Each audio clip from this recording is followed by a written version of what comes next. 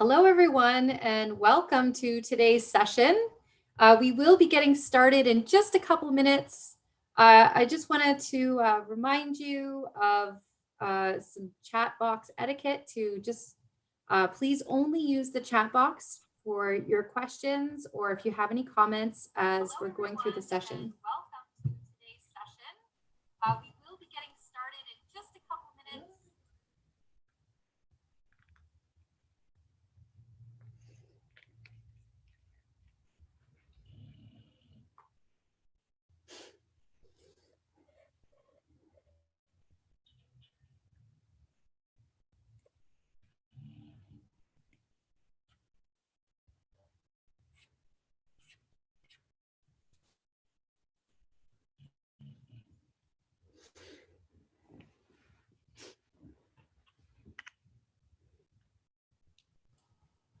So we're going to get ready, or we're going to get started in about 1 minute. Again, just a reminder for the chat boxes to be used for questions relating to today's session. If otherwise, you will be removed from the session. We'll be getting started in 1 minute.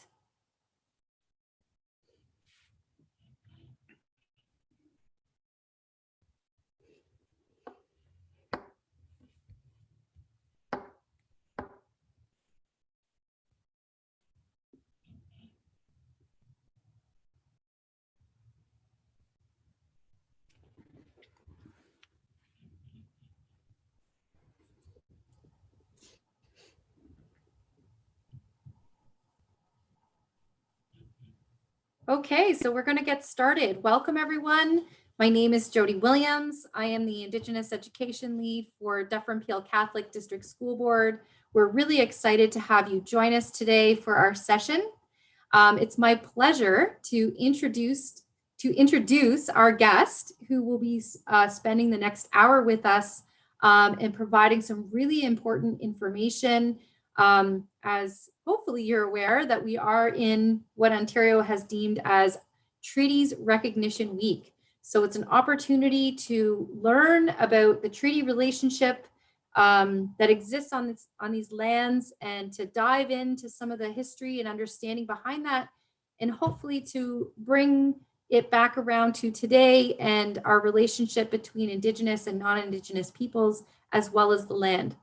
So I'm going to turn it over to Tehahenteh, who will formally introduce himself and get us started with the session for today. Over to you, Tehahenteh. Según se waguego de Honda ni waxanoda, wagenyata, ganyakahaga ni wagohonjoda, dan oswego zinuni de wagatanjo. So basically, that means that I am known as Tehahenteh. I'm of the Turtle Clan. I'm Ganyakahaga, or what most people recognize as Mohawk, from Six Nations of the Grand River community. So, thank you very much, Jody. That was a really nice welcome. So today, I guess we'll be talking about a little bit about what treaties are. And so this starts on this continent a very, very long time ago. And this goes way before Columbus ever arrived. And so we had a very sophisticated governmental process. And what you're seeing on the screen right now is how we recorded these treaties, agreements, and understandings.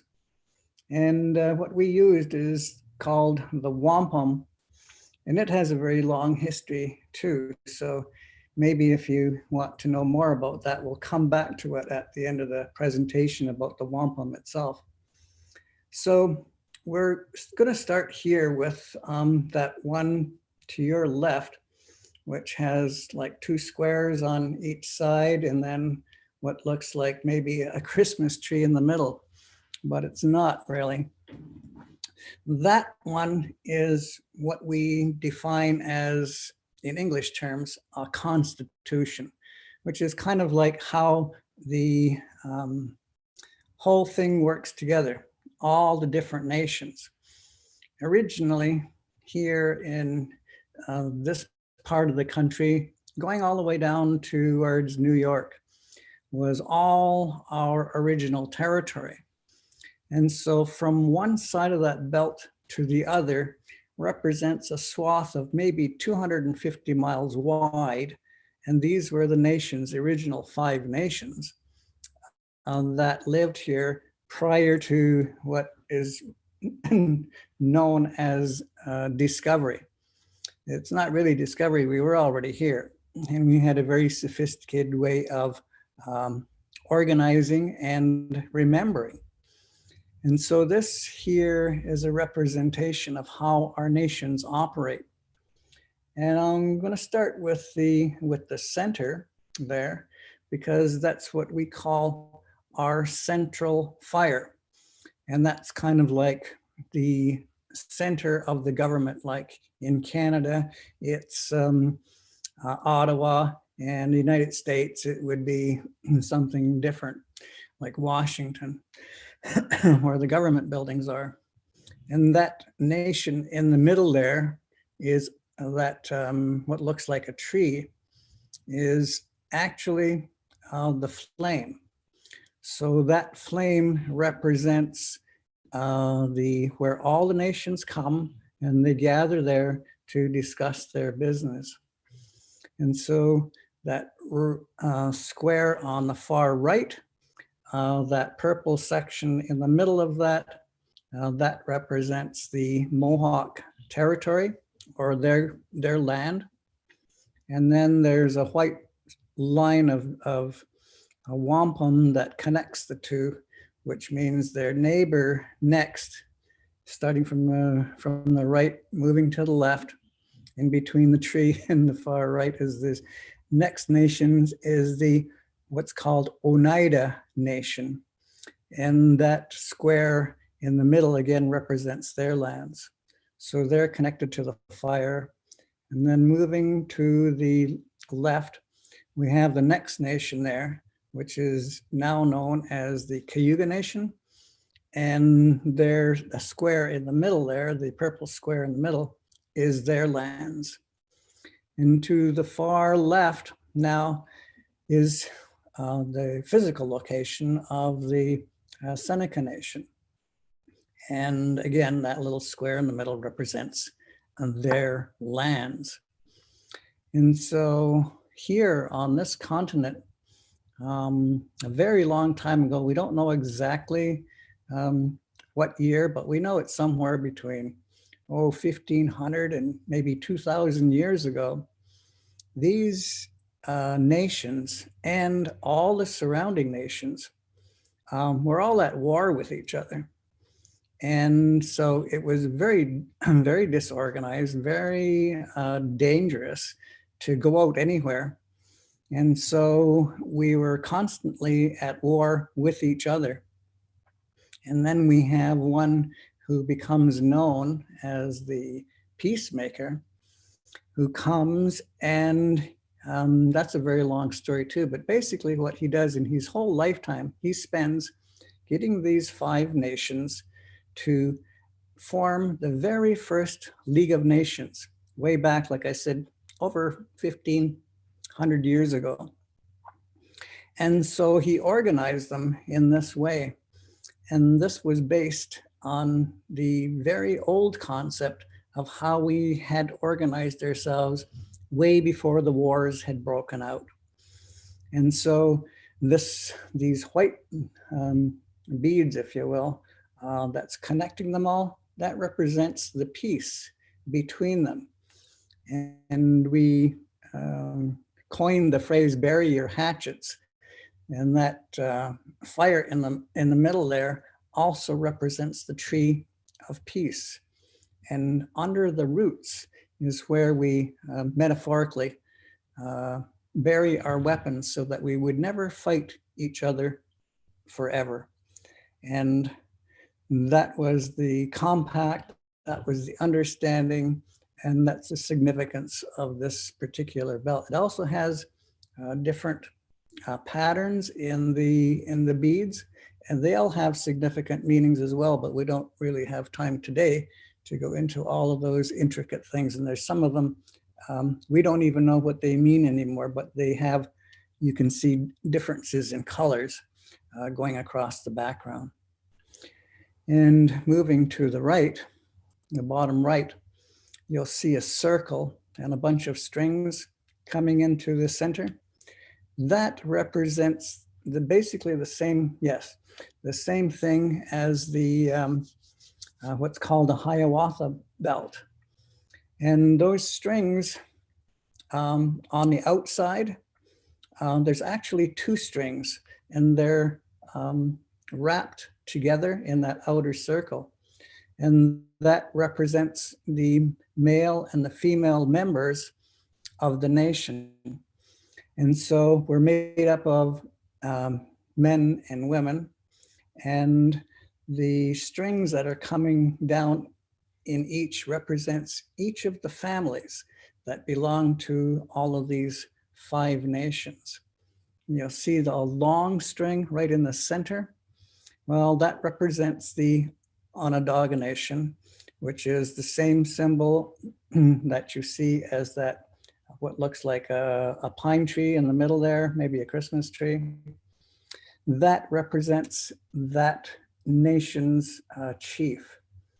And so the number, there's 14 strings coming down that are associated with that, because that's how many chiefs that they have there, and that's how many families they have in the Onondaga Nation. So as you going in a counterclockwise direction, you will go down and you'll next come to going towards, I guess, 9 o'clock in the morning. You will, yes, right there. This on the right-hand side now will represent the Seneca Nation and their chiefs and their families.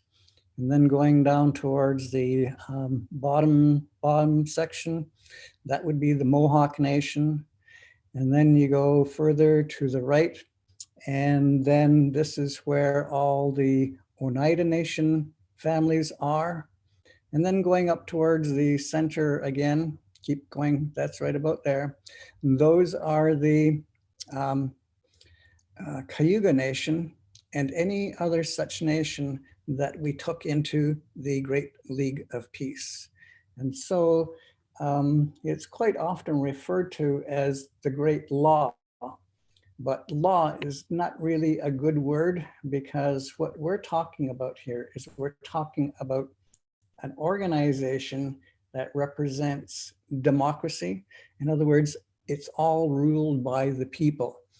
And the chiefs in there, all of those strings also represent one of the chiefs from each of the family.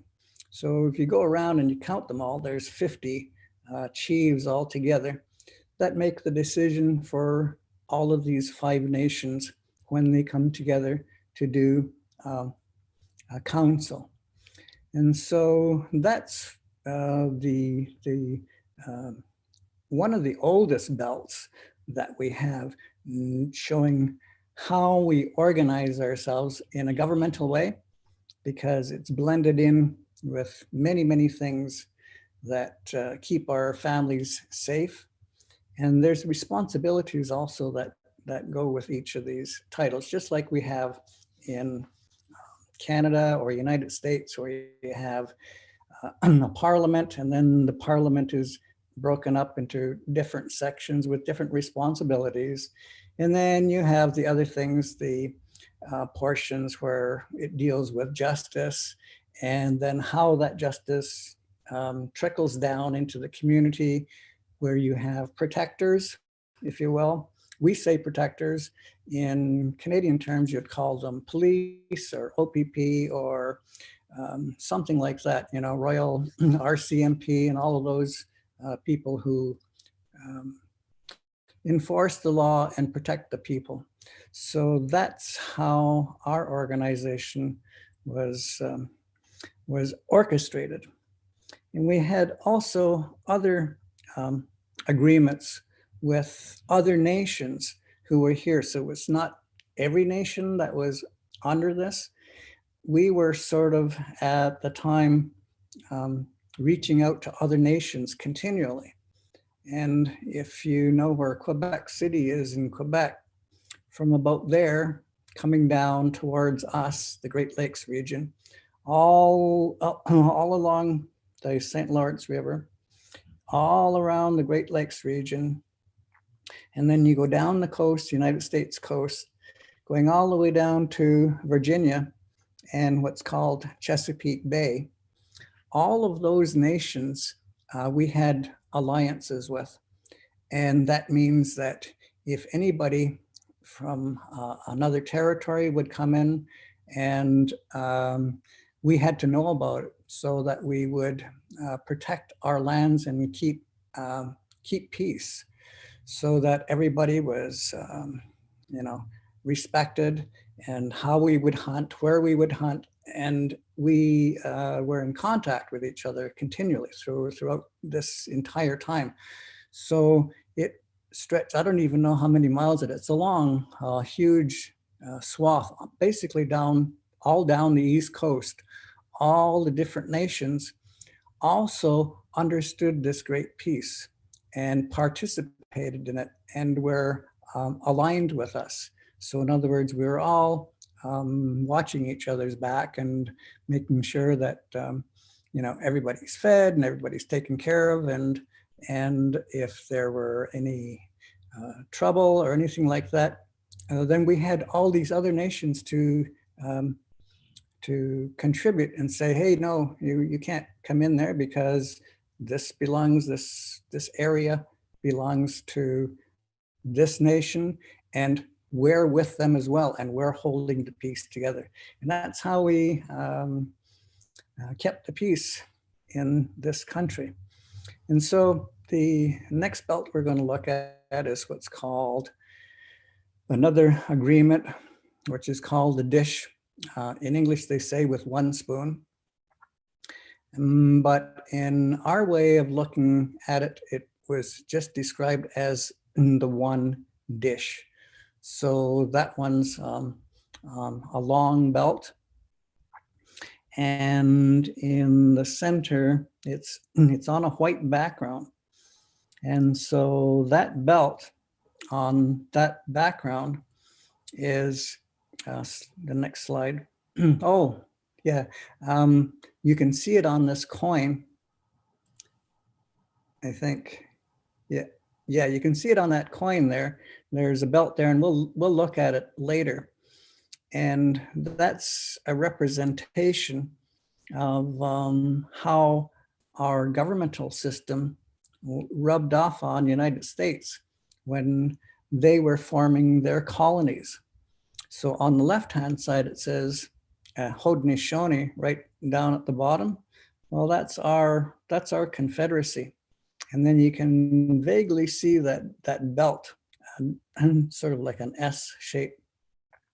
That's wrapping up the arrows in the middle.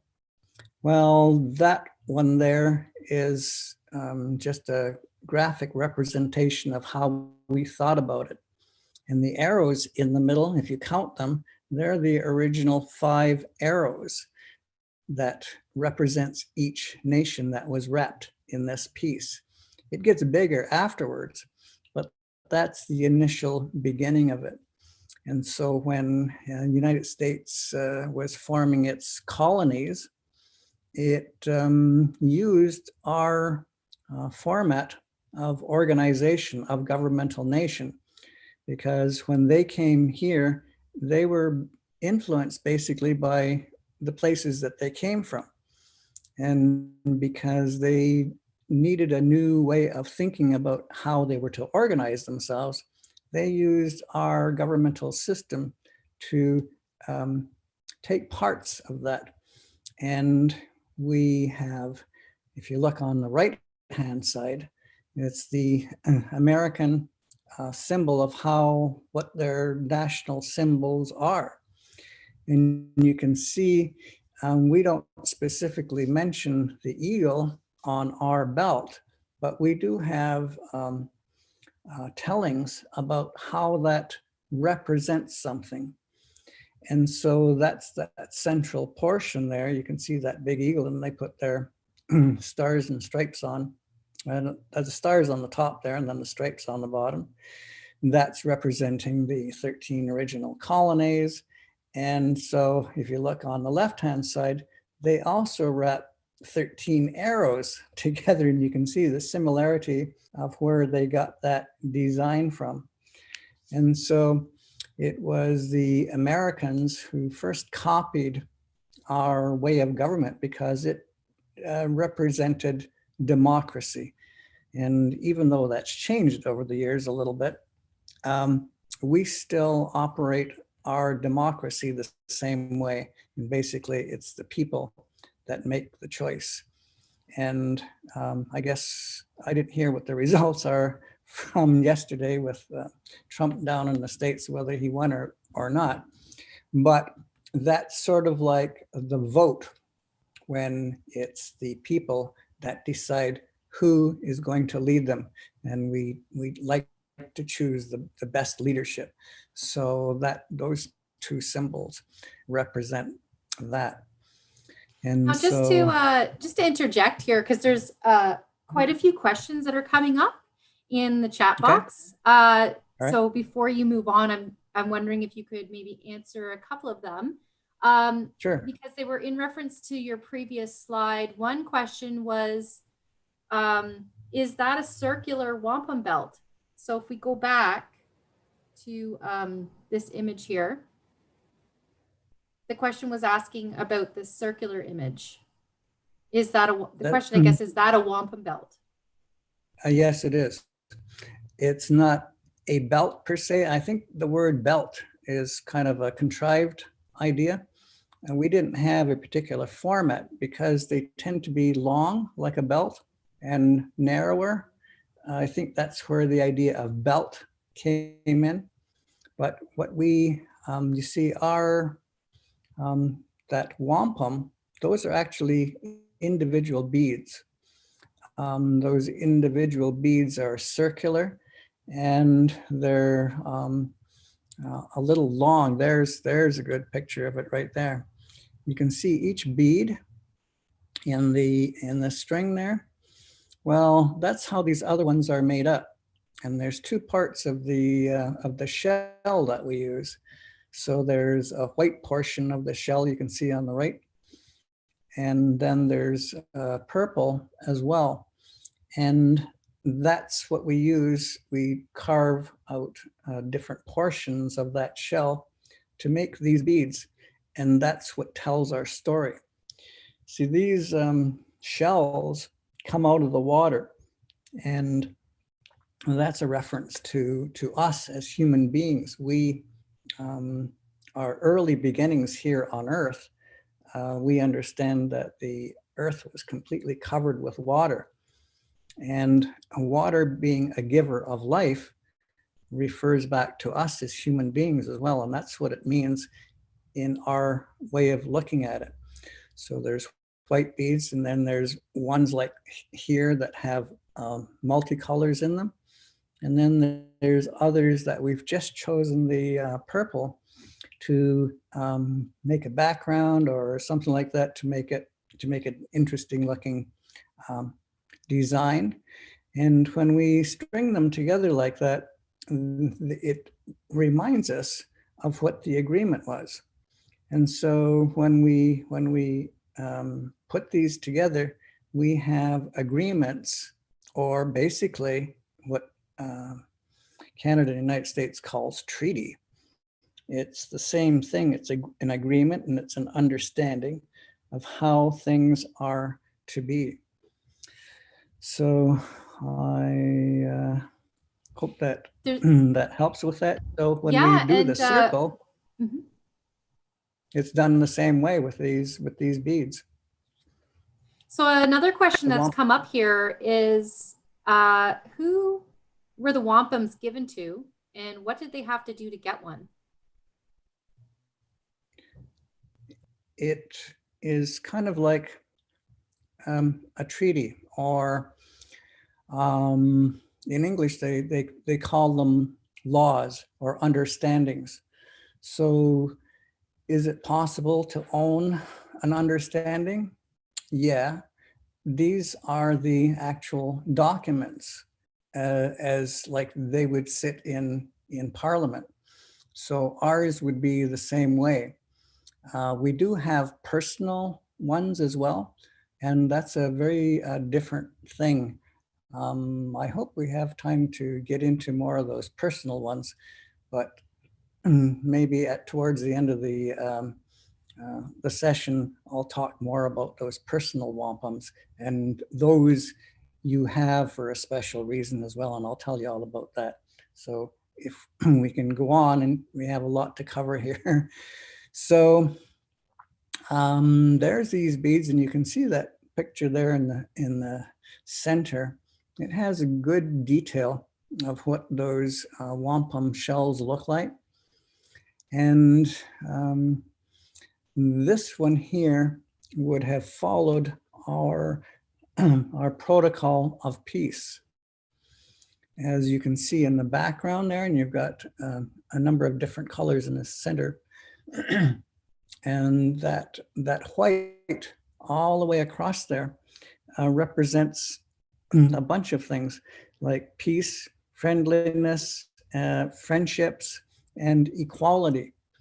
And to be able to achieve all of these things for the people, we describe this as the dish, the dish of plenty. So that purple portion there is that dish. And that dish meant that these were the resources here on the land. We have, certain animals that we take as food, and of course fish and birds, and it also represents all the things that grow on the land.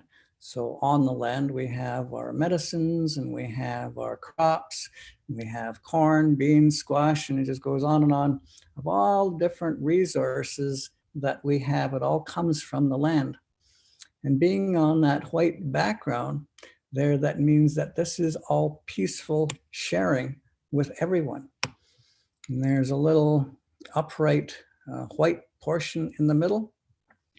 And that represents that we were to use the beaver tail when visiting dignitaries from other places, other nations, where they would send their diplomats to discuss things with us. And the clan mothers, we say, they're the heads of the family. They would ensure that they got the very best of food, because the beaver tail is very rich in certain nutrients. It's extremely invigorating. It's like your super vitamin. And so they would mix that with the beaver tail with the corn soup. And that's what that represents, that our visitors are always treated in the best way possible. And this dish is available to everyone. In other words, we don't fight over that. That's when we go to somebody else's territory. We would basically just let them know that we were in their territory, and then they would even help us sometimes to do the fishing and do the hunting and tell us where the best places were and all of those things. So that was what this agreement was about. And again, this is the kind of agreement that we have. And so each of the nations, if they wished to duplicate these belts so it could be retold, we would use that belt to remind us that this is our agreement between all our nations. And I say this agreement went all over. And this was, again, way before discovery, or way before the Europeans came across the waters. Probably even prior to the Vikings, because according to our history, we had visitors from the other side of the waters, probably 750 years prior to Columbus ever getting here. So we had agreements with them as well. And that would have been one of the first contacts. And so we shared food with them as well, and resources, medicines, and that sort of thing. And it was no different when Columbus came, and because he had a ship full of really sick people when they arrived here, they were almost dying. And if it wasn't for us giving them food, showing them how to grow things here, and giving them medicine for them to get well, they might likely not have survived, because this was a very different country from where they came. And so that's called the dish with one spoon, is how it's referred to these days. So jumping forward, and I already talked about Columbus arriving. Well, here on our shores, the very first people that we had a lot of contact with right early on, and this was the late 1500s, early 1600s. I've never been really good at remembering dates, just sort of generally speaking. It was a long time ago anyway. And so if you ever get yourself a map of the United States, you can see in New York, down by New York City, there's a river going up there. It's called the Hudson River. And that's where the Dutch people were the first ones that we made this agreement with. And when they first arrived, they sort of set up camp along the Hudson River where we lived. And we also had many communities up the connecting river, just a little north of where the mouth of the river is. It's called the Mohawk River. And you can find that on the map as well. So all the way up there, and then all the way across the bottom of the Great Lakes is where that 250-mile swath I was telling you about. Anyway, back to this belt here. So when we first met the Dutch people, we couldn't speak with each other. I mean, they were speaking Dutch and we were speaking Mohawk and a number of other languages as well. We understood the other languages, but we did not really understand them. And they were the same. They wanted to talk to us, and because they were basically on our land. And we have this idea that we share. And so at the same time, they're clearing land, and they're putting their houses up, and they're building log cabins. They're living off the land. They're fishing the same fish that we're fishing. And so we struggled really hard to learn each other's language enough so that we could communicate.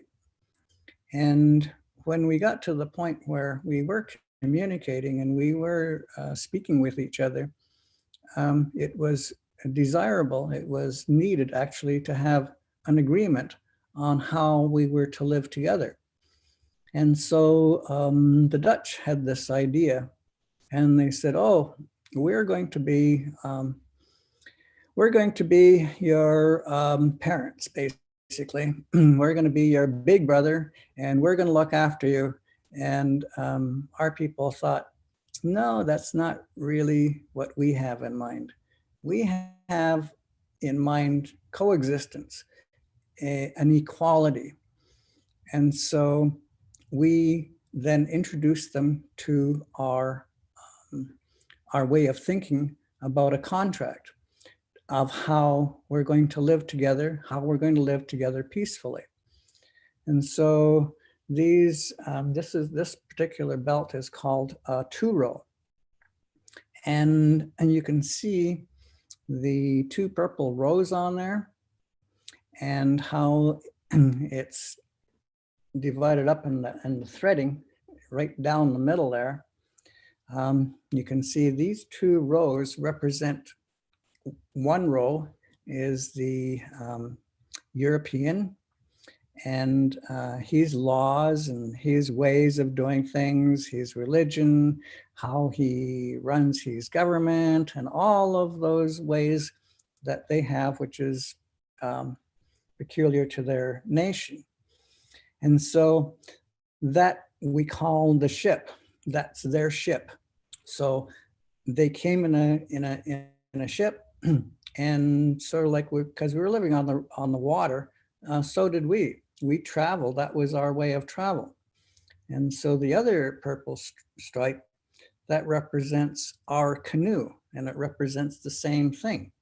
It's how we govern ourselves, what our governmental system is, and all of our ways and all of our customs. And so that white background, if you think about that as being the backdrop, it's the river of life.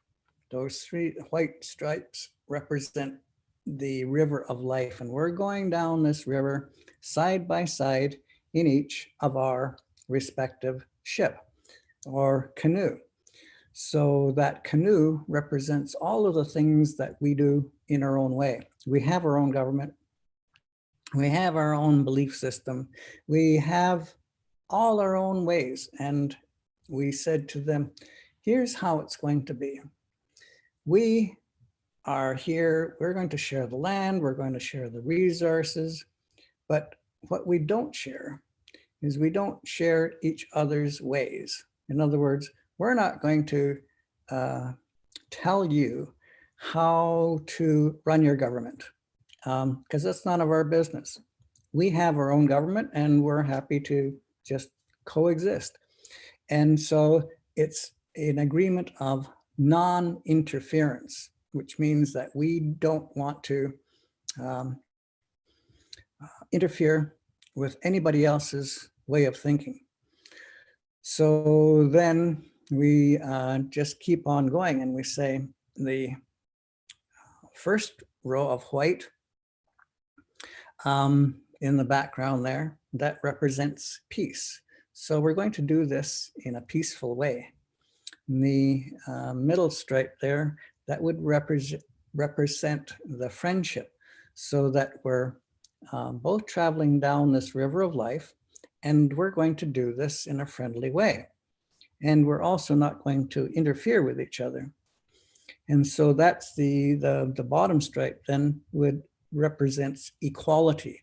In other words, nobody's here to be our parents or to look after us, because we don't need that. Basically, what we need to do is we need to each live this life, go down this river of life, and we do it in a peaceful way. So that is what this here belt represents. And so it becomes known as the two-row wampum. And this is also, there's another agreement attached to this one. It's not really a wampum belt per se, but it is an agreement. And that one is called a silver covenant chain. So I don't know, Jody, whether you have a picture of that, but I just want to talk about it briefly, because we said we used silver to represent this. And the ones that we have made duplicates of now is just 3 links tied together. And some say that originally that there were many links. And there is actually a wampum belt, but I have not seen a picture of that for a very long time that represents this chain. So it's another agreement. And the agreement is that we use silver, because if you leave silver out for any length of time, if you left it out, just sitting around for a year or so and you didn't you didn't polish it, it turns like kind of a dark charcoaly color, and it doesn't have any shine to it anymore. So the significance of that is that we would we use the phrase polishing the chain, and that means I would yank on your chain to remind you that we made this agreement a year ago and things have changed a little bit, and we're not quite satisfied that this is serving our needs anymore. So when we come back together, then we metaphorically polish the chain. In other words, we re-talk it over and say, well, what happened? What happened that this does not please you anymore? And how can we work together so that you're happy? And so that was supposed to work both ways, to say, there it is up there. I see one. Is it this one here? This belt that The you one wanted to?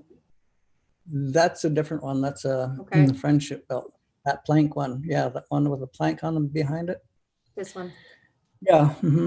Okay. There, that's a symbol of it, if you can get that up. And that, yeah, that there represents that we're all linked together.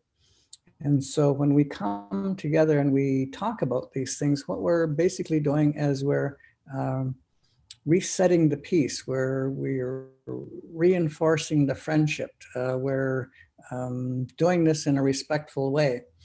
And so all of those things there, again, go together. It's peace, friendship, and respect. And so that's kind of like the peace, friendship, and equality as well, because these are our agreements, and that's how we represented them. And we use these ways because it's an understanding. And so if we lose that understanding, we have both made this agreement together. Then we come together and say, this was our agreement. This was our original agreement. And so if we need to mend that agreement, and if it doesn't not working for you, then that's what we need to discuss. And so that's basically a treaty as well. So that's what we're talking about as far as that. And that one was the one that goes along with that 2-row wampum that we were looking at before. So that's how we record things. Do you want to, there's been some questions that have come up specific to good. wampum before we Okay. move on, because the next couple of slides kind of get into how things drastically changed for the worse. So some of the questions, some of the questions was around, and it's going to take me a little bit because there were a ton of questions going through the chat. So just kind of scrolling back here, there was lots of questions that came up around how do you make the beads? And so just, and how long did it take to make these, which is, it's a good question. It really is. It's really difficult now to wrap our minds around how those beads were made. It took a very, very long time and a lot of patience to do that. And it would have taken literally years to have a team of people working on making that agreement. In that little string in the middle there, you can see it's got actually a hole that goes through the center. And so that would have, and we would have been using needles. Some of them would be bone needles. Some would be things like porcupine quills, and it would take a long, long time to drill those holes, and a very patient thing as well, because these when you're making the beads that small, they become very fragile. So it was really easy to crack one, and so it would take years literally to make them. Nowadays, we have much better equipment like diamond drills. And so it's a little bit quicker to be able to make them. But back then, it was a very precious thing. What we call, we say it's ganoro, and that's our idea of something that's very, in English, you would say expensive. But what we were talking about is that word means it's precious. In other words, it takes so long to make that, and so many people involved in the making, even the string. The string was usually sinew of plants. There were hemp plants that they used. We used to trade those with the Seneca people, the Tuscarora people as well, because they grew a lot of hemp, and the hemp would be the stems would be turned into fiber, and it's stringy. And so they would take that and they would twist that, and then they would use like bear grease or duck grease or any number of greases to make it so that it would last a long time and keep it moist. And then they would take those and then they would string them as well. So then each one of those beads in there was individually tied. So can you imagine how long that would take to put that all together? So the making of it, just the beads themselves, and then actually stringing it together one bead at a time. I have never really even thought about counting how many beads are there. So yeah, a lot of time. Yeah, so I think that really, hopefully the students can appreciate how significant wampum is. So when we think about, because today we often associate legal documents as paper, things that you write down on paper and you sign. But these forms of contract law, because that's what this is like a form of contract law. It's like international law. And so if you think about how much more important and significant it is than just having a piece of paper that you sign. And I don't know if maybe you spoke to this already, but these agreements, even before, and again, just to remind people, these were treaty agreements were happening well before Europeans came onto the shore. So this is not treaties are not a European thing. This is another contribution Indigenous peoples have to make. But the recital as well, and that these, that these belts and these wampums were brought out regularly to be recited. That's and right. so that also was this affirmation and reminder of all of these responsibilities that come with the belts. There was lots of, and it was interesting because too, a lot of questions that came up were around why certain designs were on the belt. What were some of the reasons why people chose, and hopefully you kind of answered that with the example of the dish. You could see on that image there, it literally looks like a dish. So it's symbolic, but it goes way beyond just symbolism. Another question here is, where are the original belts located? The oldest ones we have are somewhere in the region of over 250 years old. The ones that are in very good condition, many of them have been returned because they were confiscated many, many years ago by the government of Canada. And so when I went up to the Civilization of Man in Ottawa, I was actually surprised. They've got about 5,000 square feet of our artifacts there still.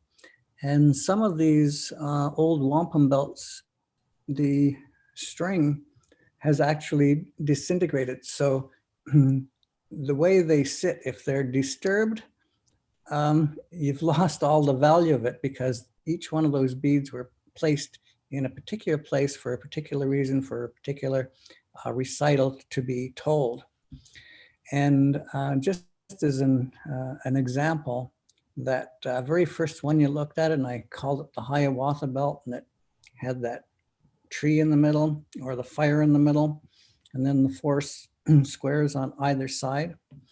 Well, those are each of our territories. And to tell, or shall I say, retell the event, yeah, there it is, to tell about the event of how this piece came into existence and all of the pieces of the understandings that we had. It's a 14-day recital, and that's all done from memory. And this is what we use to be able to remember that agreement. And so, yeah, 14 days to tell that story, and that's the short version. Are there other questions about the belts? Oh, there's many. Maybe we could move into, because it kind of led into when we talk about these important documents and modes of documentation about being confiscated and stolen, basically. Yes. That's kind of what happened here on this land. And I know that you spent a lot of time talking about the importance of how do we live together and coexist together, respecting each other's differences and ways of doing things. But that took a sharp turn. And so do you want to just go into that a little bit? Yeah, a little bit, in a sense. Up until approximately the mid 1800s, all the previous agreements, and many of them were recorded by government officials as well, they were all about peace and coexistence, because that was always the original way, was to be helpful to mankind. And so we say that this is how we understood, and we shared a willingness under certain understandings, of course, of how we're going to do that. And that was our understanding. And the Europeans, they have a different, or they had, and they still do have, primarily this thing that's called the Doctrine of Discovery. And it's also referred to as a terra nullius concept. And that Doctrine of Discovery, in their minds, means that they came here to this continent and they claimed it. They said, we're here now, and this is now ours, and we're going to plant our flag on here, just like sending rocket ships up to the moon and putting a flag up there. I mean, that's basically that mentality. And so we didn't share that idea, and that's why it was very important for our people to give them understanding, give the people who came here understanding of how to live here, because we depend on the earth for living, really. And if everything is in a healthy condition, if the waters are clean, the fishes are going to be plentiful. You know, if the land is clean, it's going to be easy to grow crops, and it's going to be plentiful. And if we go into the forest and we practice conservation, there's always going to be plenty of animals that we can take for our food. And it goes on and on and on about how we look upon this land so that there's something here for everybody, and not just everybody today, but everybody who are going to come behind us. So there's going to be children born, and there's going to be children born that we haven't even conceived of yet. They're still coming. and we're going to move on. So when we're protecting the waters, we're going to see all the wildlife working together as like the web of life. That's why they call it the web of life. It's all connected. And if we don't respect those things, then we're going to see problems. We're going to see fish dying. We're going to see birds dying. And it goes on and on and on of all the connected things. And so if we're going to be disturbing the land, like this picture that you can see in front of you here, these are the tar sands. And so you can see all the water around there. Well, all of those waters are all connected. So when you dig these pits like this and take all the minerals out, what you're doing is you're creating a condition where now you get toxins going into the water. And you can see in the background there, all of these waters are all connected. And it's not just there, it's all over the world. All the waters are connected. And so if we're destroying things like this is not a proper thing to be doing, because we're destroying the very place where we plant our foods. And this goes like right across this continent. And so if we're thinking about the future, if we're thinking about where we're going to be in even five or 10 years from now, we can see that it all makes a difference. I mean, we're all in these days where you're familiar with what's happening in Canada, United States, and world over. And now we've got a living virus that's telling us something is out of balance. And this is the kind of thing that we point to say, this is the kind of imbalance that we have. This is the kind of thing that we need to get into control. Because if this continues like this, we won't have any good places to plant, and we won't have clean water to be able to drink. And it's already like that. You know, when I was your age, I thought it was ridiculous to buy water, because water is free. It's supposed to be free. It's supposed to be clean. You should be able to drink any of it, because that's how the world is. And so when you pollute these things, you end up polluting other things as well. It's all connected. So that's what we need to be consider to be thinking about. And you know, we each have something to do with this, because when you grow up, I hope it's improved, because right now these kind of disrespect is out of control, and it continues. So those are the things that we need to make understandings about. These are the new kind of treaties that we need to be making, not just walking in to land like this and destroying it. Do we need some of these materials? Yeah, some of it, but not as much as we're taking. This is just, what do you call it, overkill, or just not right. So yeah, so this is an important point to really make here, is that, just to kind of recap with what's been shared. So we have these agreements that were about sharing the land, and taking care of the land and all of creation, so that our future generations had a pristine place to live in. So today, and so when we're talking about Treaties Recognition Week, has, now we're into Canada. So we had, pre-Confederate treaties with Britain and other nations, but now here we are with Canada today.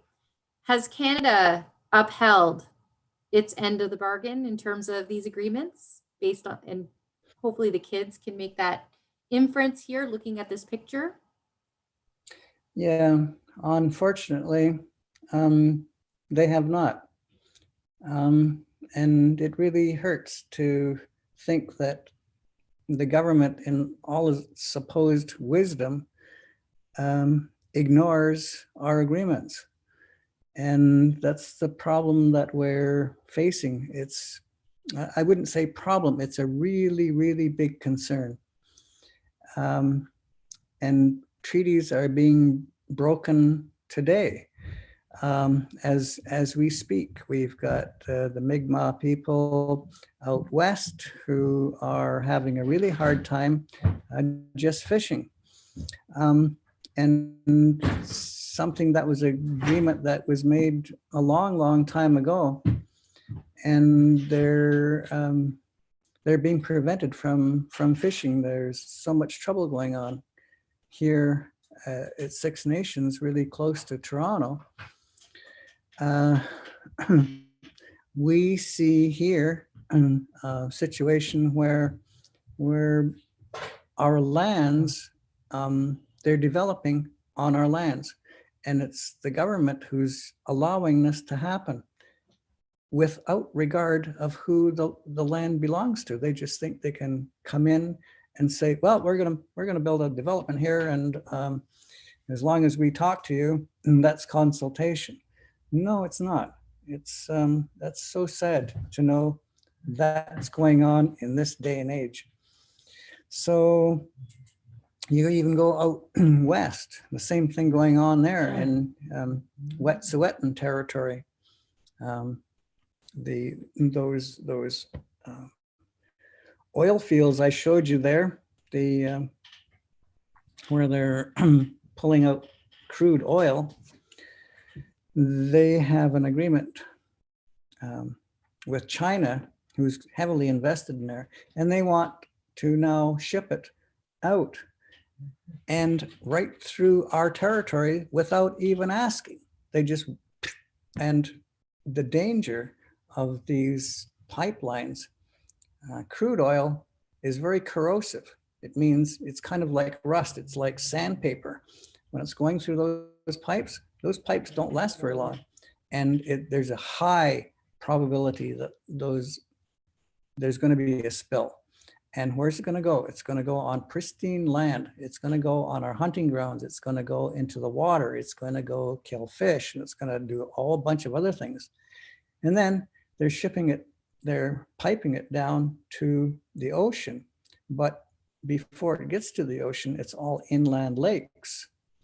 And so now you've got tankers, these huge, huge tankers they're going to put it on. And we know that those tankers, they've already had in British Columbia, they've already had catastrophes of these ships going aground, tipping over and spilling this oil, and it's just devastating. So they don't have any regard for our ways of conservation yet. So those are the kind of agreements. And when we try to bring them to say, we got to talk about this, they say, no, we're just going to do this anyway. And again, that's where we are in today's day. It's not a pretty picture, but there's so much room for improvement. It's not like we're saying we don't want development. It's not like we're saying you got to get out of your home. No, it's not about that. It's about doing this in a respectful way. If we make an agreement, we expect that agreement to be upheld. We want to say that the Crown or the government are honorable people. Your governments, are they honorable?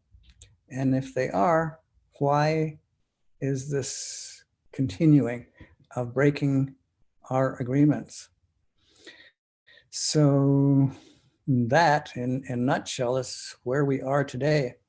Even though there have been some settlements, they've been very, very small. And it's just not enough. We need to do more in that respect too. Everyone's responsibility is to know about these things, because if you know about them, you can be thinking about ways that you can help, write for instance, to one of your leaders in your government, write them a letter and say, I heard about you're not respecting agreements with the Native people. When are you going to start respecting the agreements that you made? Is it not right to keep your promises? So that's what we're looking for, and that's we've got this little time and space called Treaty Week, and we have to use this little bit of window of time to say, hey, this is what we need to know about. This is our world that we live in, and we all live in here together, and we want to have a good future, everybody. So here's some of the understanding of Indigenous rights, and you can see on the top there that's got Wet'suwet'en, it's got Haudenosaunee, that's us in here in the middle, and then there's Mi'kmaq on the other side, and then there's so much, and this is happening all over the place. You can see that there's this is not just an isolated case. This is not just the one place where the government is not holding up their promises, keeping their promises, and doing the right thing. So you're going to maybe see some of these symbols around, and it's just us as people that are saying, no, this isn't right. And how do we make this better? We can only make it better together. And so these are the things that we need to get through to our leadership, our governments, and those that are supposed to be doing the wishes of the people. Because the definition of a democracy is that's the wishes of the people. We want to be fair. I mean, I think everybody would like to be treated fair. And so if we're all of this idea of being treated fair, then we would be the richest country in the world if we would just work together, and so that we could all share in the abundance of the land that we live on. And so that's kind of like the land acknowledgement. And it's not about ownership. It's about living here in a good way, in a sense that we're all being taken care of, not just, there's too much inequality in the world right now. There's too much of all of these things. You figure we're in 2020, we should be liking each other. We should be helping each other. We should be, if there's somebody starving, then we're there to help feed them. If there's somebody without a house, we should be able to find them a place where they can live inside and they don't have to sleep on the street. It goes on and on of how we can treat each other better. And so that's basically what our agreements and treaties and understandings should be. I don't know how much time do we have left? Yeah, we're kind of coming towards the end here. What you're seeing on your screen, and I'm going to pop the link into the chat box in a moment so that you can use this resource. This is just, and this is there's so much more than just this. It's just an entry point. Something, because when you hear on the news today, or maybe you don't even hear, that's a whole other story, is why we're not hearing about these things. That's also part of colonialism, is to keep from the public the truth about what's going on. But maybe you might have heard protesting. And I want to just remind people about the importance of language. It's not about protesting. Many times, sometimes you'll hear better words, which is land defenders or water defenders or water protectors. So this is about people protecting the lands and waters. And as Tehahenteh mentioned, there are many things going on across the country, but it always comes down to the same to the same thing. Not having consent or jurisdiction to do really bad things to the earth through resource extraction. So he mentioned, so this resource is got lots of little things here to help you become more informed. So teachers, you could go through this with your students. There's all kinds of different things in here, YouTube videos, Instagram posts that provide, quick snapshots of information that's really accessible to really kind of understand the story of colonialism, because that's the story of Canada. And then if you want to kind of dig in deeper, Tehahenteh mentioned Wet'suwet'en. These are the people out on the West Coast, and what's happening out there with respect to the pipeline. There's a documentary that's available to better understand. And again, it's just taking a little bit of time to load up here, but to understand what's happened and what's continuing to happen. And the only way that we're going to get justice is when we get enough people working together and standing in solidarity with each other, as well as for the environment. This is all interrelated. Treaties, the land, and us as a collective society. So this one here, this tab here, and Tehahenteh is going to be talking about this in his next session for secondary students, going into more details around this, but maybe or maybe not, you have heard about this.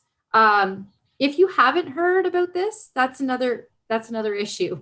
Why aren't you hearing about what's going on today? This is right near for where our school board is. This is close to our board. So this is out in Caledonia. And I don't know if you want to, without going into too much detail, Tehahenteh, if you want to speak to any of this, Land Back Lane, what's happening here?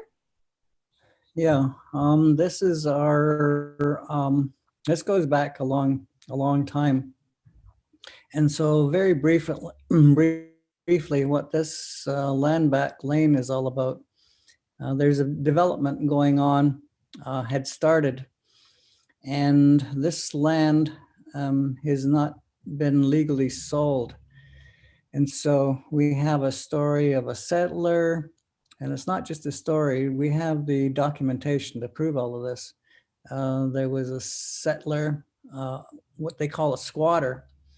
And so the squatters were coming in back in the 1850s and so, and settled this land. And even the government of the day had this legislation that said, if a squatter was on a particular piece of land for 10 years or more, then he could apply to the government to issue him a patent for the land, which basically puts it in his name, and then he would pay taxes after that. And what happened here is that the squatter only was on the land for 5 years before he sold it to somebody else. And this other person had friends in the, what they call the land and distribution portion of the government. And this is the Canadian, it wasn't really called Canadian then, it was still part of what they called the Crown. So it was still under British rule. And they said that under discovery, if you just went and sat on the land and lived on the land, that you could one day own it without having to pay for it. And so there were other agreements, but basically it was settler sold it, squatter sold it to another person. He got his friends in the government to get the Crown to grant them the land. And that's the situation. It wasn't a legal sale. And so that's what the demonstration is going on about right now, is we want the government back to come back and say, hey, look, we've got to straighten this out, because you are not owning this land. it still belongs to us, and we have a need as well. And, we've got a housing shortage here, and this land is right next door to us. And so we need a place to grow as well. We need to be able to share this land, not just walk in and say it's yours. And that's what this particular land back, and we say 1492 because that's when I think somebody came here and said they discovered us or discovered the land. And Terra Nullius means there was nobody here. But the fact is we were here for, gosh, forever. A long, long time, way before the Europeans came. So, and we're talking about the agreement was called the Haldeman Deed. And this land here in Canada portion is because we fought in the wars. You may read about the wars between the French and the English when they first came here, and we sided with the British. And so the agreement was if we lost our lands, that they would make sure that we had lands. And this Haldeman track along the Grand River was what happened. And where our territory was, it was New York State. And I think that's like about 35 million acres. 35 million acres that we lost in the war with the French on the side of the British. And so that was our compensation. That's what they gave us here. And that's what we're fighting for. We're saying you gave us this is like, what do we do? Do you call you, we're yanking on your chain. We need attention to be this because it's been this way for too long. They keep on taking our lands and we don't have any place to go. So that in a nutshell is what that land back is all about. And I think that's, that's what this whole Treaties Recognition Week is about too, is getting informed, finding out the truths, finding out, through sessions like this, keep learning, keep asking questions. This is, this is hopefully going to change the future of our country. Because imagine, like you were saying, imagine if Canada, Ontario would just adhere to their own laws and adhere to the treaty agreements that is providing a really good life for some people, but putting some pretty big barriers in place for others. And so I really hope that those of you who are listening have found this session helpful and informative.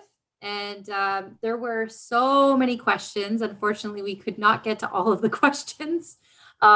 It just, we'll continue doing things like this in the future for sure, because this is, and again, it's not over. Just because it's just 1 week on a topic doesn't mean it's the only time you can talk about treaties. So is there any else that you want to share before we come to a close this afternoon? Well, all I can say is, we need to keep we need to keep sharing because it will only benefit everyone. And that sharing has to go both ways. It's not just a one-sided deal. There's two sides to an agreement, no matter how many people are involved. And those are my words. Okay, well, thank you everyone for joining us today. We really just encourage you to keep learning, speak out against, as you learn about these injustices that are happening, these are actual genocides that are happening. There's communities within Ontario that today still do not have clean drinking water. access to education, access to healthcare. We need to draw attention to these important matters. And it's your voices that are going to help to illuminate this to the greater public and also put pressure on the government to respond and to uphold the treaties, these agreements. Yeah. So thank you, Tehahenteh, again for all of your sharing that you do so graciously with us. And thank you to everyone who's tuned in today. We hope to see you in the future at other sessions. So take care, have a good one, keep learning, keep acting, and we'll see you again. Thank you. Yeah.